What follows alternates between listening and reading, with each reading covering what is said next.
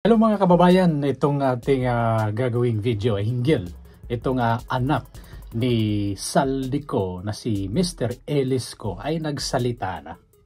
Okay, so itong anak na to ay matagal din siyang nanahimik, wherein yung kanyang ama ay nasangkot sa kontrobersyal, pinakamalaking kontrobersyal at anomalya na nangyari sa ating bansa.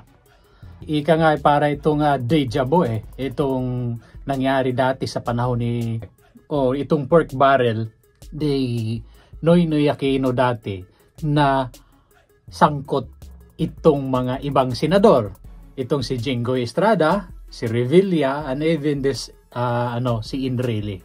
Okay, so ito si Saldico mga kababayan, according itong dalawang former DPWH engineers, itong si Bryce Hernandez at itong isa ay nagdala ng napakalaking pera. You could imagine mga kababayan, yung 35 billion pesos galing sa flood control na as allegedly may purpose talaga na magnakaw itong mga taong ito. You could imagine, nakilala daw ni Engineer Alcantara itong si Saldico noong 2021. After nung nakilala niya si Saldico, imagine nagbabagat ng 300 plus million itong pera. So you could imagine ganito ka VIP at lakas itong taong ito. You could imagine mga kababayan, yung air asset niya umabot ng 5 billion pesos. Itong si Bryce Hernandez is just a small ang amo niya si Alcantara. Now, si Bryce Hernandez, marami na siyang ni-reveal. Pero merong missing link. At here comes itong si Alcantara, nagsalita na sa Blue Ribbon hearing. Yang gilakbit doon na itong kanyang amo na si Bernardo, undersecretary, ang kanyang boss at pinaka direct na amo. Ito si Elisco, para bang nilaglag ang kanyang ama. Na sabi pa niya doon sa kanyang statement na kung sino yung galit na galit at gustong kunin yung pera ng taong bayan na ninakaw allegedly ni Saldico, kaya suportado niya ito. Nasa panig siya ng mga taong bayan na naghimutok, suko kaayo. You could imagine yung mga tao doon na nagrarally noong September 21 na napakarami. You could imagine yung galit, and even nandoon si si Vice Ganda na nakaka-PI talaga itong mga pangyayaring pagtanakaw ng mga hayop na to, walang kabusugan. At ito, si Alcantara, ang nabanggit niya doon, itong si Senador Jinggoy Estrada at si Villanueva. Nandoon pa rin. And meron tayong latest na balita, meron pa di umanong 2 senador na mapangangalanan sa susunod na araw. Now, itong si Elisco, talagang parang nilaglag niya yung kanyang ama. Ito si Saldico. Sabi niya, nung sumali yung kanyang ama sa politics, parang lumidistansya siya. Siguro, dahil ang bata ay dumistansya, ito, in his statement, dumistansya siya nung pumasok sa politika itong si Saldico. Dumistansya siya. Now, nung dumistansya siya, hindi na raw di umano para bang close yung kanyang pamilya sa kanyang ama. Kasi may pamilya na rito si Elisco. Ngayon, since ito ay statement mo, kung ano yung kasalanan ng ama, ay hindi naman din pwedeng ipasa sa anak. Pero, ito, kung itong kayamanan mo, Elisco, ay part yan, yung kayamanan na yan, kung yan naman ay galing din sa pagnanakaw at mga pagmamaniobrang mga ghost project ng iyong ama, ay kailangan din managot ka. Di ba? Kailangan din managot ka at kunin yan. There is a restitution noon. Ha? Kailangan makuha yan ng gobyerno. Now, believe ako, kasi sinabi mo doon na pauuwiin mo yung ama mo. Umuwi ka and face the people. Ito yung sabi mo, I need the time to have firm grasp of the situation. Sabi pa niya, I would rather face that consequences than watch million of people suffer from this action. At hindi niya nagustuhan yung mga ginagawa ng kanyang ama. Kung totoo man ito ay nagnanakaw. So therefore, kung itong si Bryce Hernandez, ang amo niya si Alcantara, at ang direct na amo ni Alcantara ay Bernardo.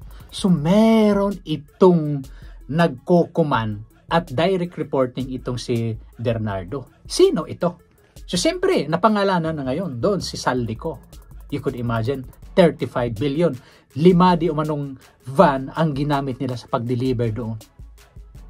Sa pera na yan na napakalaki. And now, since itong batang ito ay nilaglag ka na, Saldico, kung pwede, umuwi ka ng PI ka kung totoo yan, na napakalaking damyos na ginawa mo sa taong bayan. Kasi, kung pwede lang, babalatan ka eh. Kung makakauwi ka lang, kung nasa harap kita eh talagang, kaya napanahon na ibalik ang parusang bitay. Lethal injection, silya elektrika, o pwede pugutan ng ulo yung mga ganitong mga kagagawan ng mga government official. A public office is a public trust. Pero anong ginagawa ninyo sa taong bayan? Mga kawatan kamo, mga PI kayo. Kailan pa kayo mabubusog at makakarma sa mga ginagawa ninyo? Tumakbo lang kayo para sa inyong personal na interest. Imagine, gagastos ka sa eleksyon na nasa 50 million pero yung return of investment ninyo wala pang one term. Bawi na. Dahil imagine, yung pinapirma ni Tambaloslos, as allegedly, itong mga congressman na i-impeach si BP Sara Duterte, 50 million na bawat pirma. So saan ka pa? Sino ba? Kaya nga karamihan ngayon nagpatayan dahil napakagandang negosyo itong politics. Now ngayon, since nilaglag ka ng yung anak, Saldico, umuwi ka at imuhang atubangon ng imuhang gibuhat sa taong bayan. So therefore, mayroon kang contact person, mayroong amo ka na nagkukuman. At sino to? Posible si Romualdez o si Marcos. Why? Alam ni Marcos na mayroong insertion. Ang vineto lang niya is 21 billion or 29 billion. Pero yung 421 billion, wala. So therefore, alam mo yan, Marcos. Kaya nga ikaw yung pinaka-malinis na presidente. Pinaka-malinis dahil hugas kamay ka. PI. Nakaka-PI. Sa totoo lang. Taong bayan. Nagsalita na. Napakaraming galit na galit sa inyo.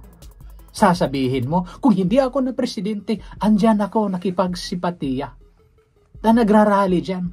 Ay PI ka pala eh. Marcos. PI kang nako. Why? Siyempre, alam mo na hindi yan pupunta yung mga tao dyan sa lansangan or sa Edsa Shrine, Luneta Park kung wala kang ginawang kabulastugan. Command responsibility mo ito. Command responsibility mo ito. Kung anong mangyayari sa ating bansa, ikaw ang sisihin dahil ikaw yung ama. Binuto ka naman ng 31 million. Sasabihin pa ito ni Larry Gadon na hindi manalo si BP Sara Duterte nung nakaraang eleksyon kung wala ang mga Marcos loyalist. PI ka rin, Gadon. Sa totoo lang. Diba? Kaya mga kababayan, kung itong si Saldico ay kailangan mong harapin itong mga akusasyon, napakabigat na akusasyon sa iyo, na imagine 35 billion na nga. Ito yung binulgar ng dalawang DPWH engineer na nasa hearing ng Blue Ribbon Committee. Binulgar. Imagine, napakalaki itong 35 billion. So therefore, sino ang amo mo? Posibleng si Romualdez at si Marcos. Mga kababayan, kailangan nating magsalita. dahil sawang-sawa na ang taong bayan sa pagnanakaw ninyo, mawalang gutom na gutom ang mga buhayang ito na as if wala kami kinalaman. Hindi kami magnanakaw. Merong bagong inspection kanina ni Secretary Dizon at si Yorme Isko Moreno sa isang pumping station. Imagine, almost 1 billion yung cost ng proyekto pero hindi gumana ang motor di umano.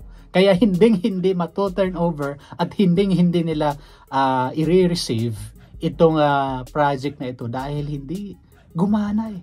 You could imagine, ang gobyerno natin is spending around almost 1 billion from 2017 natapos di mano 2020. So almost 1 billion pesos ang cost ng proyektong ito, pumping station dyan sa Manila. Pero anong nangyari? Involved posibly itong mga congressman na ito. So mga kabayan, pabalik-balik tayo sa problemang itong corruption. Ano bang posibleng solusyon ito? Ang Kamara, alam ko, hindi kayo kukuha ng martilyo at ipokpok sa mga animal ninyong ulo. Gumawa kayo ng batas na itong kasong plunder, pag napatunayan at guilty ka sa pagnanakaw, parusan bitay. Para hindi na mapapamarisan. Wala na yung mahadlok na mangawat ang mga animal at PI na mga politiko. Tingnan natin. Tingnan natin kung hindi kayo hindi ito kagaya ng ibang bansa, hindi ito matigil itong pagnanakaw ninyong mga PI kayo. Walang kabusugan. Napakayaman ninyo, pinakain ninyo sa inyong mga pamilya galing sa pagnanakaw. Gago eh. Diba? Kaya ilis ko, tama yun, kung sa tingin mo na yung ama mo, alam natin ito eh. Imagine ang ginawa nila ni Tives dati. Hinanap nila, imagine, nahanap nila sa Timor-Leste. Ngayon, itong si Pulong Duterte, mayroong travel authority, nilantaran nila, nilabas nila yung travel documents ni Pulong Duterte. Ngayon kay Saldico, tayo pa yung nag-re-research saan siya. Wala na siya sa Amerika eh. Ang sabi ng ating meron tayong balita na nandyan sa France at bumili na naman ng bilyones na property. Fly is an admission of guilt. So kung hindi ka guilty, PI ka, Saldico, harapin mo itong accusation sa iyo na pagnanakaw at pandarambong plunder na bilyones ang posibleng ninakaw mo sa taong bayan. Harapin mo to. Flight is admission of guilt, Saldico. Kaya harapin mo ito. Guys, kung kayo po'y bago lang sa ating channel, mari ko po sanang hingin ang iyong suporta. Masubscribe itong ating channel. God bless po. Ingat po kayo palagi. Mahalin natin ating bansang Pilipinas.